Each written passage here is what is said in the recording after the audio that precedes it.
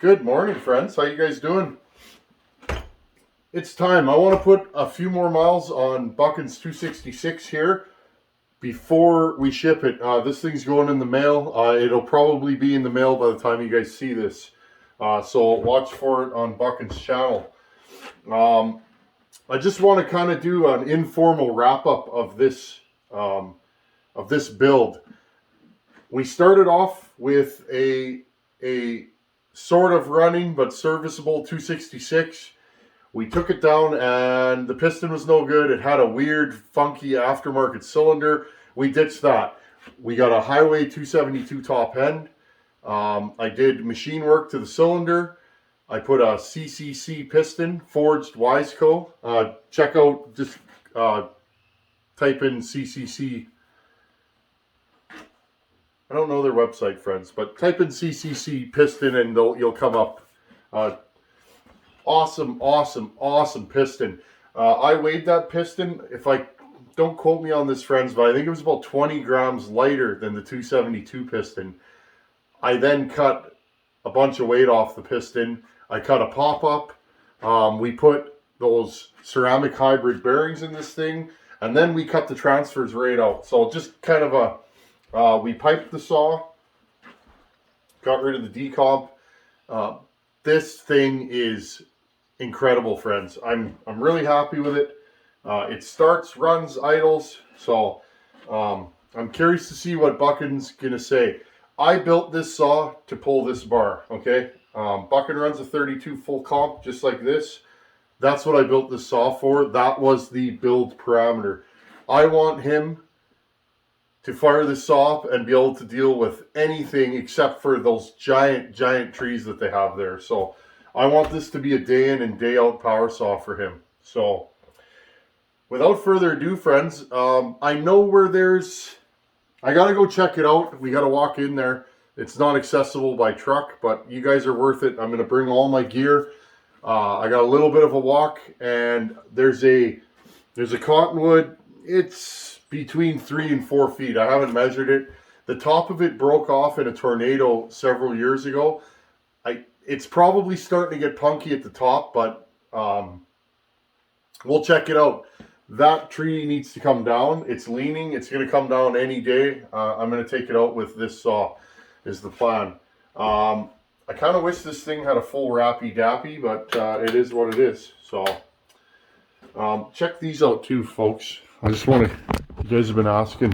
Fab Willie made these. So we'll see what Buckin thinks of them. And they are sharp. You gotta be careful with this thing. It's deadly. All kinds of sharp things here and all kinds of sharp things here. So that's a good looking unit, isn't it, friends? Anyhow. Hey, friends. Just cleaning up the cutting site here. I want to try out Buckin's 266 before I send her. This tree was taken out by a tornado several years ago. It broke off about 30 feet up there. Here, I'll show you guys.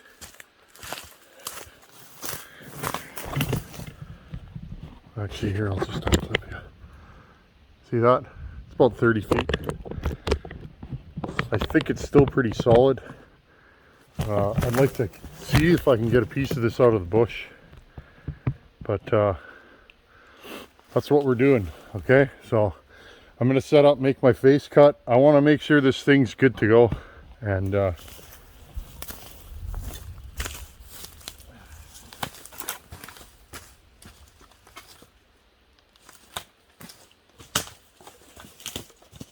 just thought I'd jump in here before we cut down this tree. I needed a wrap bar in this scenario and I didn't have one. So, and in a normal cutting scenario, I would have walked back to the truck and grabbed a wrap bar saw, but I wanted to run that 66. So watch me struggle here. The reason why I cut the tree from that side, there was danger overhead on the back side of the tree. On, I guess you'd call that the high side. I had to cut it from the low side to do my face cut. I didn't want to back bar it. So watch me struggle here. If I had a wrap bar, life would have been good, but no harm, no foul. We got the job done, and this saw rips. Thanks for being here. Enjoy.